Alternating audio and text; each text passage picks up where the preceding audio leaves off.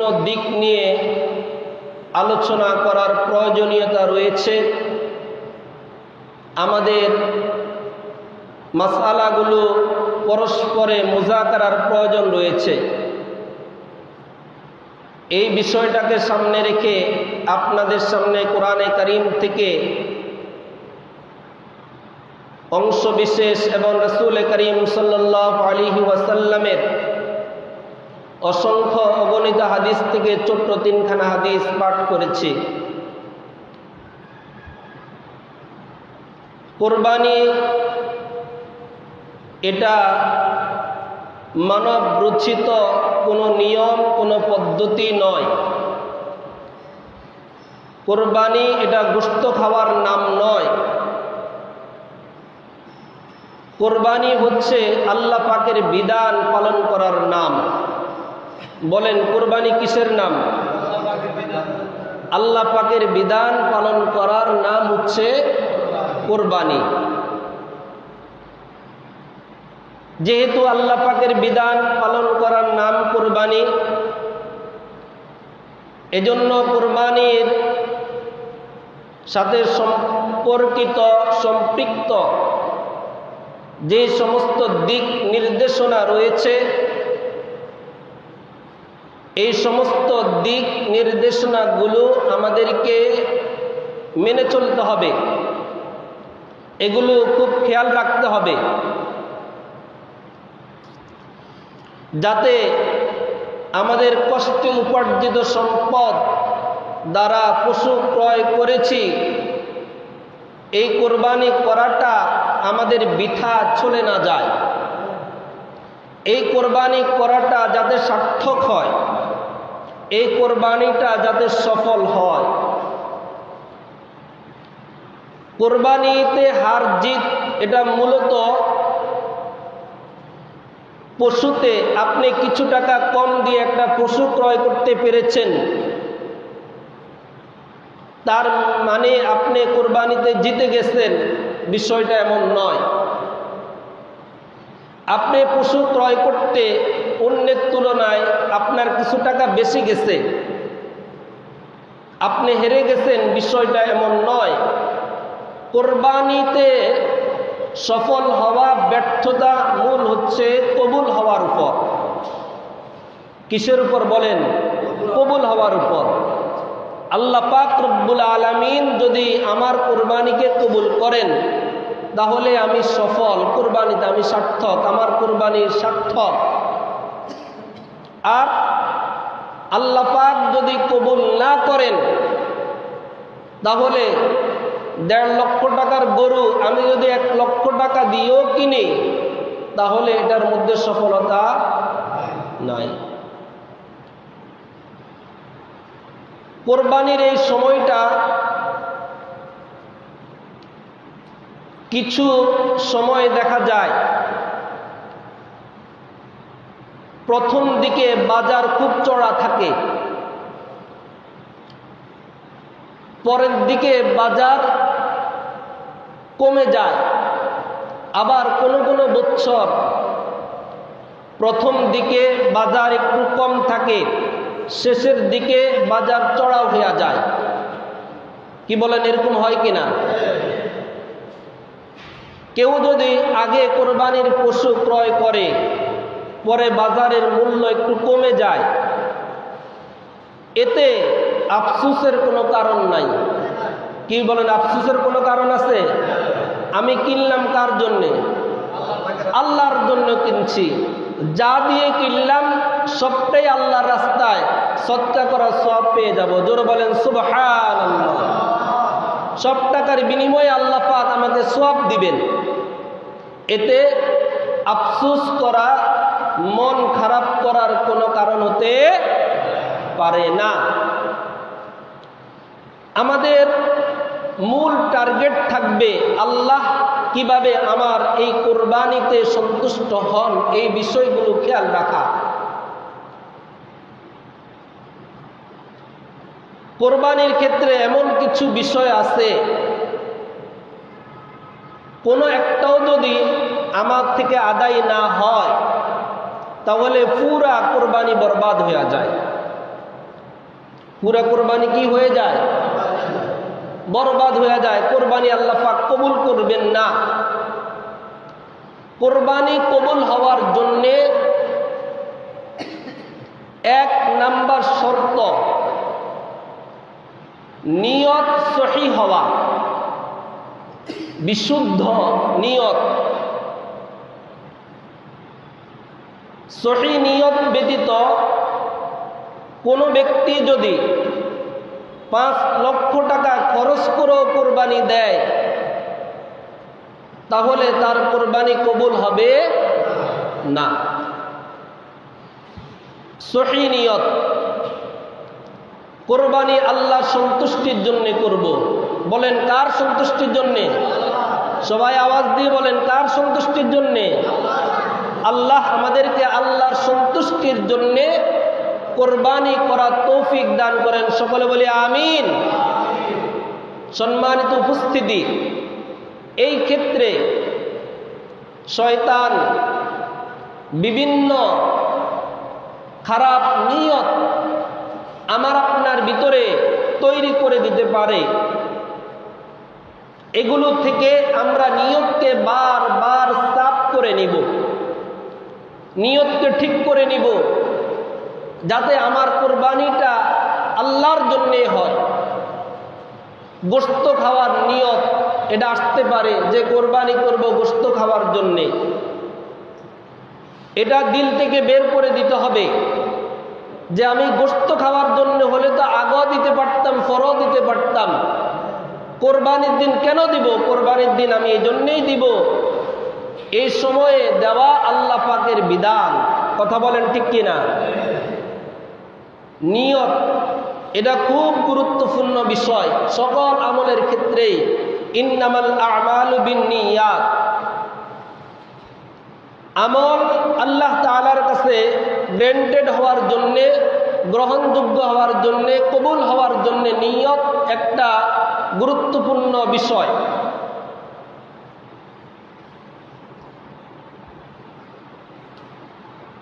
কারণ আল্লাহ তাআলার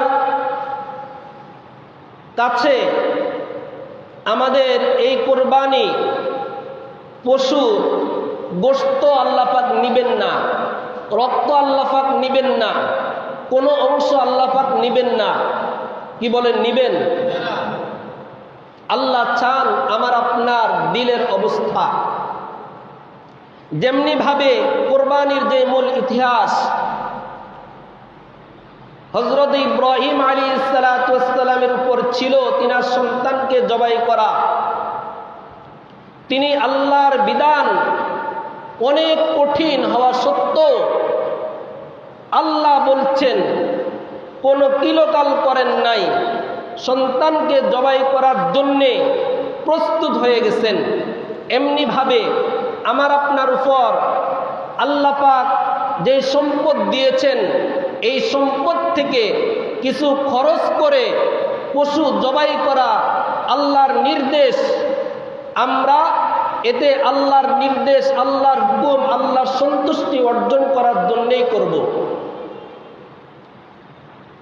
আল্লাহ রাব্বুল আলামিন সূরা হজ এর মধ্যে বলেন, লা ইয়ানালাল্লাহা লুহুমুহা ওয়ালা দিমাউহা ওয়ালাকিন ইয়ানালুহুত তাকওয়া মিনকুম। আল্লাহ তাআলার কাছে তোমাদের কোরবানি পশুর গোশত, রক্ত এগুলো কিছুই পুছে না।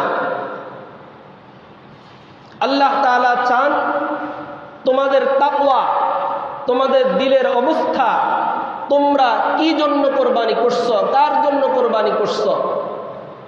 আল্লাহকে খুশি করার জন্য কোরবানি করছো, নাকি কোরবানি না দিলে ব্যয় কি বলবে, কোরবানি না দিলে সমাজের লোকেরা কি বলবে, নতুন মেয়ে বিবাহ দিয়েছি কোরবানি না দিলে জামাই কি বলবে,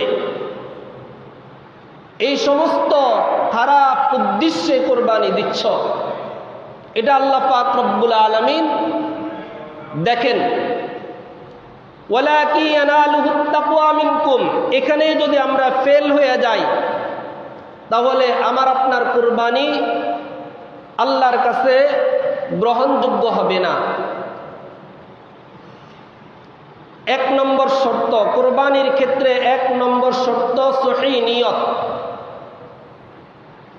4টি শর্ত এমন আছে, কোনো একটি যদি অনুপস্থিত থাকে কোরবানি হয় না। তার মধ্যে 1 নম্বর সহিহ নিয়ত। বলেন 1 নম্বর কি?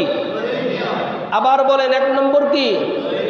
সহিহ নিয়ত, বিশুদ্ধ নিয়ত। 2 নম্বর শর্ত হালাল মাল, হালাল সম্পদ দিয়ে কোরবানি করা। আমার আপনার নিয়ত খুব ভালো, আল্লাহর জন্য কোরবানি করব, কিন্তু যদি টাকাটা হয় ঘুষের, টাকাটা যদি হয় সুদের, টাকাটা যদি হয় হারাম, তাহলে কি কোরবানি হবে? তাহলে নিয়ত সহিহ 1 নম্বর শর্ত। 2 নম্বর শর্ত হলো সহিহ মাল, সম্পদটা হালাল হতে হবে।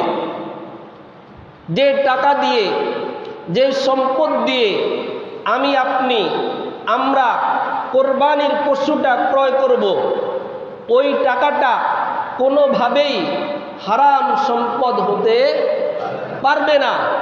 হারাম সম্পদ দিয়ে কোরবানি করলে কোরবানি কবুল হবে না। হারাম সম্পদ কোথায়ও যদি কেউ দান করে, ওই দান আল্লাহর কাছে গ্রহণযোগ্য হয় না। এজন্য সম্পদ হালাল হতে হবে। ইন্নাল্লাহা তাইয়্যিবুন, আল্লাহ তাআলা পবিত্র। রাসূল করিম সাল্লাল্লাহু আলাইহি ওয়াসাল্লাম বলেন, ইন্নাল্লাহা তাইয়্যিবুন, আল্লাহ তাআলা পবিত্র। ওয়ালা ইউকবালু ইল্লা তাইয়্যিবা, পবিত্র হালাল জিনিস ব্যতীত আল্লাহ তাআলা কোনো বিষয়কে কবুল করেন না। জোরে বলেন সুবহানাল্লাহ। আল্লাহ পবিত্র, পবিত্র জিনিস আল্লাহ গ্রহণ করেন, অপবিত্র জিনিস আল্লাহ গ্রহণ করেন না। অন্যের মাথায় আঘাত দিয়ে উপার্জিত সম্পদ দিয়ে কোরবানি করলে কোরবানি হবে না। সম্পদের ক্ষেত্র শরীয়ত কর্তৃক আমাদের উপর কিছু বিধিবিধান আছে। তার মধ্যে একটি হচ্ছে আন মালিহি মিন আইনা ইকতাসাবাহু অফিমা আনফাকাহু। রাসূল বলেন, আল্লাহ পাক তোমাদেরকে জিজ্ঞেস করবেন তোমরা কিভাবে সম্পদ আমদানি করেছ, কিভাবে রপ্তানি করেছ, কিভাবে সম্পদ উপার্জন করেছ, কিভাবে সম্পদ খরচ করেছ, কোন পথে সম্পদ তুমি আয় করেছ, কিভাবে তুমি সম্পদ ব্যয় করেছ।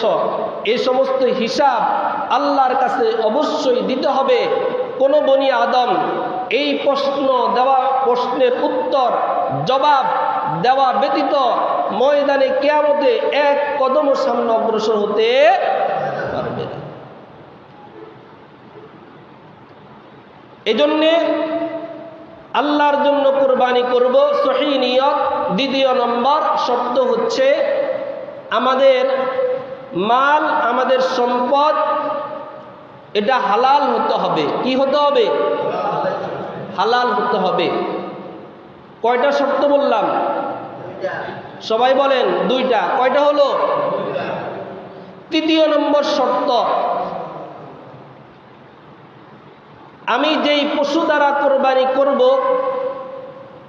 ওই পশুটা উপযুক্ত হতে হবে এবং ত্রুটি মুক্ত হতে হবে। পশুটা উপযুক্ত হতে হবে। বলেন, পশুটা কি হতে হবে? উপযুক্ত হতে হবে এবং ত্রুটি মুক্ত হতে হবে। আমার নিয়ত ঠিক আছে আল্লাহর জন্যে, সম্পদ হালাল। গরু কোরবানি দিতে হলে 2 বছর লাগে, এখন 1.5 বছরের গরু একটা কিনে কোরবানি দিলে কোরবানি হবে? হবে না। ছাগলের ক্ষেত্রে বয়স হতে হয় কত? মাশাআল্লাহ, আপনাদের তো মুখস্থ আছে, গত জুমাতে আলোচনা হয়েছিল। ছাগলের ক্ষেত্রে আরো জোরে বলেন 1 বছর, গরুর ক্ষেত্রে 2 বছর, মহিষের ক্ষেত্রে 2 বছর, উটের ক্ষেত্রে 5 বছর। উপযুক্ত হতে হবে। আর ত্রুটি মুক্ত, অর্থাৎ গরুটার বয়স ঠিক আছে কিন্তু গরুর এক পা ভাঙ্গা, সে কোনোভাবেই এই পাটা জমিনে রাখতে পারে না, তাহলে এটা কি ত্রুটি মুক্ত হলো না ত্রুটিযুক্ত হলো? ত্রুটিযুক্ত। আমি এমন গরু কিনলাম যেটার বয়স ঠিক আছে কিন্তু চোখে দেখে না, কোরবানি হবে? আমি এমন গরু কিনলাম যেই গরুর লেজ একেবারেই কাটা, এরকম গরু দিয়ে কোরবানি হবে না। আমি গরু কিনলাম বয়স ঠিক আছে, শিংটা আঘাত লেগে একেবারে মূল থেকে ভেঙে গেছে, এরকম ত্রুটিযুক্ত পশু দিয়ে কোরবানি হবে না। সাহাবায়ে কেরাম রাদিয়াল্লাহু তাআলা আনহুম বলেন, আল্লাহর নবী সাল্লাল্লাহু আলাইহি ওয়াসাল্লাম আমাদেরকে নির্দেশ দিয়েছেন যাতে করে আমরা পশু ক্রয় করার ক্ষেত্রে, কোরবানির পশু ক্রয় করার ক্ষেত্রে পশুর শিং, পশুর চোখ, লেজ এগুলো দেখে শুনে আমরা পশু ক্রয় করি। শুধু পশু ক্রয় করলেই হবে না, যেহেতু এটা আল্লাহর হুকুম পালন করা কোরবানি, এজন্য যেই বিধিবিধান সম্পর্কিত আছে এগুলো আমাদের খেয়াল রাখতে হবে। তাহলে পশু উপযুক্ত এবং ত্রুটি মুক্ত, তৃতীয় নম্বর শর্ত। বলেন তৃতীয় নম্বর শর্ত কি? উপযুক্ত হওয়া। পশুটা কি হওয়া? সবাই বলেন পশুটা কি হওয়া? উপযুক্ত মানে গরুর ক্ষেত্রে,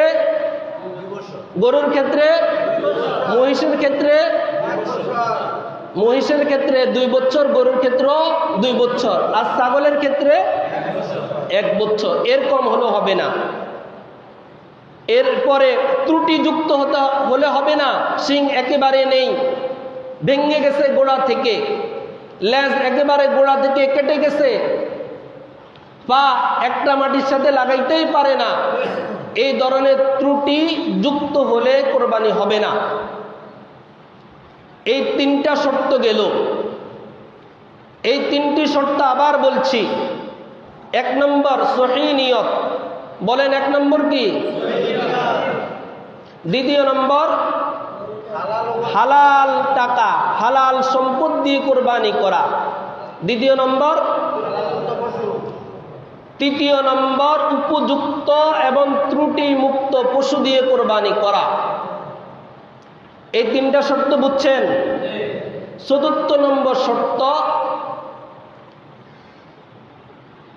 গরু বা যেই পশু দিয়ে কোরবানি করবেন ওই পশুটা জবাই সঠিকভাবে করা। পশু জবাইটা কি করা? সঠিকভাবে করা। আপনার নিয়ত ঠিক আছে, আপনার মালও হালাল, আপনার গরুটা উপযুক্ত ত্রুটি মুক্ত, কিন্তু জবাইটা সহিহ তরিকা যদি না হয়, ইচ্ছাকৃতভাবে আল্লাহর নাম ছেড়ে দিয়ে জবাই করেন, তাহলে এই পশু মৃত হিসাবে গণ্য হবে, এই পশুর গোশত খাওয়া যাবে না। এই 4টা বিষয় এতটাই গুরুত্বপূর্ণ, এই 4টি বিষয়ের কোনো একটি বিষয় যদি আমাদের থেকে ছুটে যায় তাহলে কোরবানি হয় না, কোরবানি হবে না।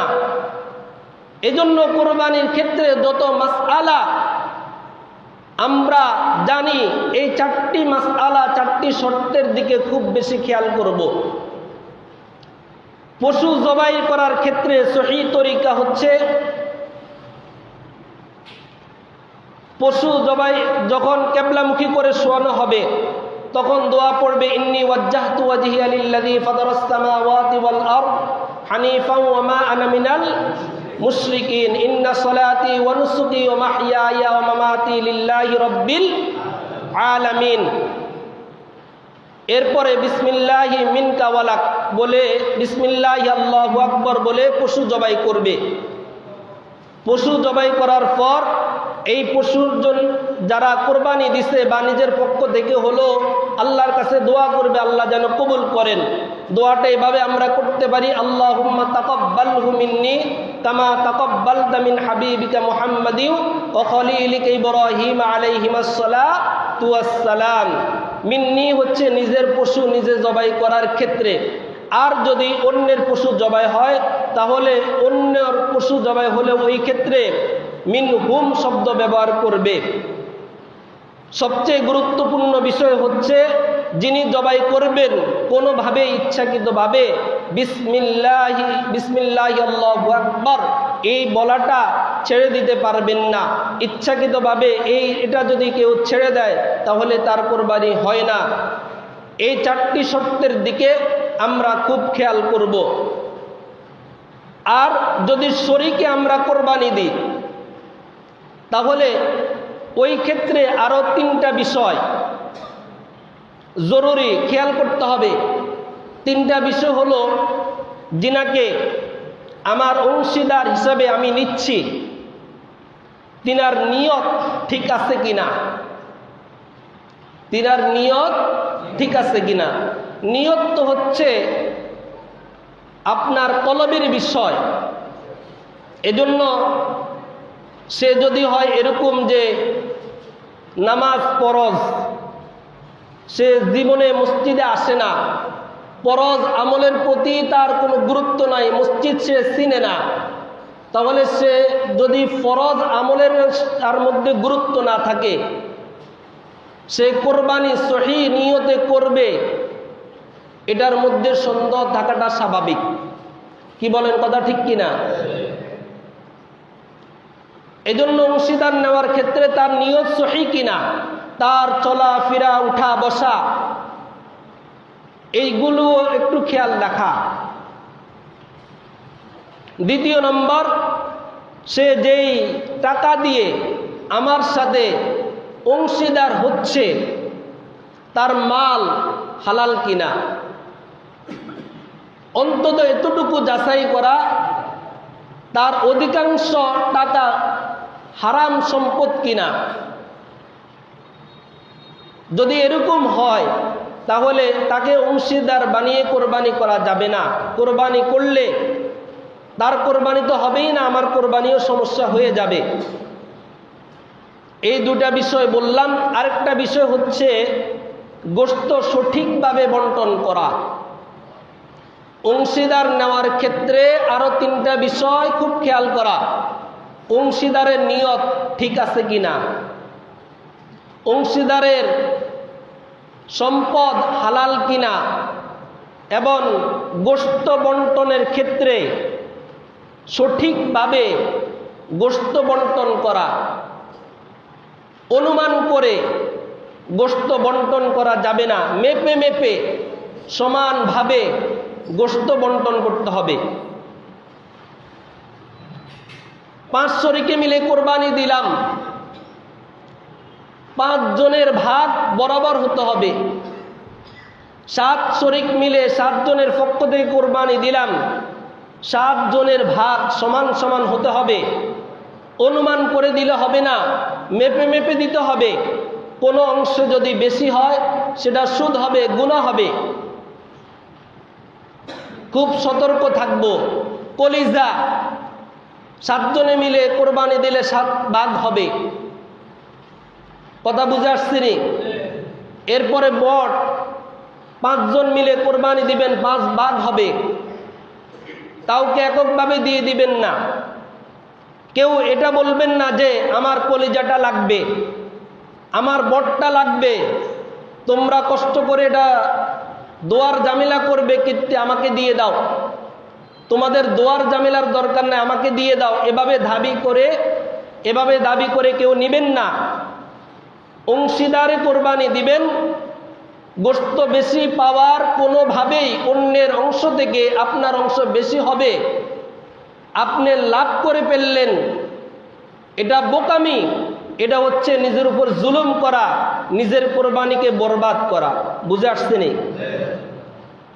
বাহ্যিকভাবে যদিও দেখা যায় আমি 1 কেজি 2 কেজি গোশত আমার ভাগে বেশি পেলাম, বেশি নিলাম, নিজেকে চালাক মনে করলাম, আসলে কি এটা চালাকি হলো নি? এটা তো বোকামি হলো। এটা তো বোকামি হলো। এজন্যে 5 শরীকে মিলে দিই, 3 শরীকে মিলে দিই, 7 শরীকে মিলে দিই, যাতে করে অন্যের অংশ থেকে আমার অংশ কোনোভাবেই বেশি না হয়। এরকম মন মানসিকতার কিছু মানুষ আছে আমাদের সমাজে যে আমার অংশ একটু বেশি থাকতে হবে। কি বলেন, আছে না? এই সমস্ত মানুষের সাথে কোরবানি দিবেন না। এদের নিয়তে ঠিক নাই। গোশত খাওয়ার লোভ তার এখনো রয়ে গেছে, না হয় তার অংশটা অন্যের অংশ থেকে বেশি হতে হবে, এই আশা, এই আকর্ষণ তার দিলের মধ্যে কেন থাকবে? এই সমস্ত আগ্রহ যদি কারোর মধ্যে দেখেন, তাহলে এই সমস্ত অংশীদারকে কখনো আপনার কোরবানির সাথে শরীক নিয়ে কোরবানি দিবেন না। মাসালা বুঝে আসছে নি? এই যে কয়েকটা কথা বললাম, এগুলো হচ্ছে এমন গুরুত্বপূর্ণ বিষয় যেগুলোর না হলে কোরবানি হবে না। এখন আরো সম্পর্কিত, কোরবানি সম্পর্কিত আরো জরুরি কয়েকটা মাসালা শুনি। আপনারা 2-3 জনে মিলে একটা গরু ক্রয় করলেন, কোরবানি দিবেন 3 জনের পক্ষ থেকে। এখন আরেকজন শরিকদার আসলো তাকে নেওয়ার জন্য, আপনি নিতে পারবেন কিনা? পশু ক্রয় করার পর শরিক বৃদ্ধি করা যাবে কি না? এই ক্ষেত্রে মাসআলা হলো, যারা প্রথমে পশুটা ক্রয় করেছেন তাদের যদি নিয়ত থাকে আমরা যদি পরবর্তীতে শরিকদার পাই তাহলে শরিকদার নিব, তাহলে কোনো অসুবিধা নাই। আর যদি নিয়ত না থাকে এবং যারা পশু প্রথমে ক্রয় করেছে কোরবানি দেওয়ার জন্যে, এদের মধ্যে যদি কেউ গরিব থাকে, গরিব অর্থ যার উপরে কোরবানি ওয়াজিব ছিল না কিন্তু কোরবানি এরপরও করতেছে নফল হিসাবে, তাহলে শরিকদার নেওয়া যাবে না। আর যদি 3 জন এরকম হয় ধনী, অর্থাৎ তাদের প্রত্যেকের উপর আলাদা আলাদা কোরবানি ওয়াজিব ছিল, তারা ইচ্ছে করলে শরিকদার নিতে পারবে। এই টাকা সদকা করে দেওয়া উত্তম, নিজেরাও যদি বন্টন করে নেয় নিতে পারবে, জায়েজ আছে। কোরবানি পশুর দুধ এর মাসআলা কি? আপনি কোরবানি দেওয়ার জন্য একটা পশু ক্রয় করেছেন, ওই পশুটা গাবী, তার দুধ আছে। এখন এই দুধ কি করবেন? এই ক্ষেত্রে মাসআলা হচ্ছে দুধ না দহন করার চেষ্টা করা, দুধ আছে থাকুক। কিন্তু যদি অবস্থা এমন হয় যে দুধ ওলানের মধ্যে বেশি পরিমাণে জমা হয়ে গেছে, এখন গরুটির কষ্ট হচ্ছে, সে চিৎকার দিচ্ছে, তাহলে দুধ দহন করবে এবং এই দুধটা অংশীদার কেউ নিজেরা ভোগ করতে পারবে না, এটা সদকা করে দিতে হবে। বুঝে আসছে নি? কোরবানির পশু কেনার পর কোরবানির পশু থেকে জবাইয়ের আগে কোনো উপকার গ্রহণ করা জায়েজ নাই। কোরবানির জন্য পশু কিনলেন, এটাকে দিয়ে হাল চাষ করে আপনি উপকৃত হওয়া জায়েজ নাই, এটার দুধ খাওয়া আপনার জন্য বৈধ না। এরপরে কোরবানি পশুর এমনকি যে দড়ি আছে, রশি, এই রশিটাও সদকা করে দেওয়া উত্তম। কোরবানির পশুর চামড়ার মাসআলা কি? চামড়ার মাসআলা হচ্ছে চামড়া খাওয়াটা হালাল, জায়েজ। আমাদের সমাজে মধ্যে আমরা সাধারণত চামড়া খাওয়ার অভ্যাস আমাদের নাই। কি বলেন, আছে কি? যদি কেউ থাকে, কেউ যদি খান, এটা নাজায়েজ হবে না।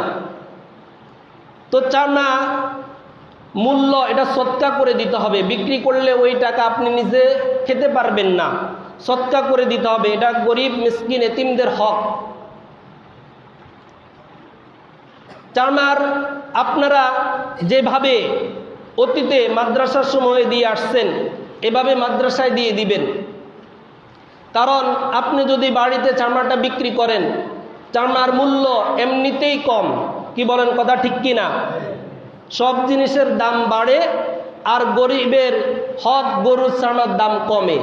কি বলেন, কথা ঠিক কি না?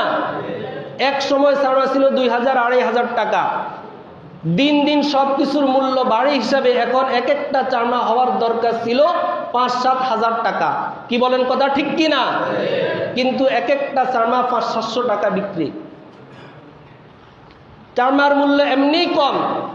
এরপরে আপনি যদি বিক্রি করতে যান তাহলে একটা চারমা বিক্রি করলে এটার মূল্য আরো কমে যায়। মাদ্রাসায় দিয়ে দিলে হয়তো একটা চারমা ৬০ টাকা বিক্রি করলো, কথার কথা, ওই চারমা আপনি বিক্রি করলে আপনি ৬০ টাকা বিক্রি করতে পারবেন না, ৫ টাকা ৬ টাকা হবে। তাহলে মাদ্রাসায় দিয়ে দেওয়ার দ্বারা এতিম মিসকিনদের একটু বেশি উপকার হলো। কি বলেন, কথা ঠিক কি না? এলাকার যে গরিব মিসকিনরা আছে এদেরকে আপনারা সবসময় সহযোগিতা করবেন, করে আসছেন, করতে থাকবেন। একটা চারমা ৩ জন ৫ জনে মিলে দেন, এটা যদি আবার ভাগ করতে যান একজনে ভাগে পাইবেন ১০০ টাকা ২০০ টাকা, আবার আপনার কাছে আসবে ৫ জন চারমার টাকার জন্যে, আপনি কত করে দিবেন? কি বলেন, সংখ্যাটা একেবারে নগণ্য না? এরপরে চারমার মূল্য আপনি সঠিকভাবে বিক্রি করলেন কিনা এই একটা জবাবদিহিতা।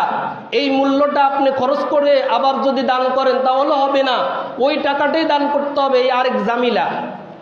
কি বলেন, আরেকটা জামিলা না? এজন্যে চারমাটা আপনারা এই এলাকার যারা আছেন আমার জানা মতো প্রত্যেকেই মাদ্রাসায় দিয়ে থাকেন।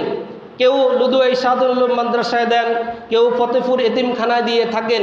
এভাবে পূর্বের ন্যায় দিয়ে দিবেন মাদ্রাসার মধ্যে। ঠিক আছে তো ইনশাআল্লাহ?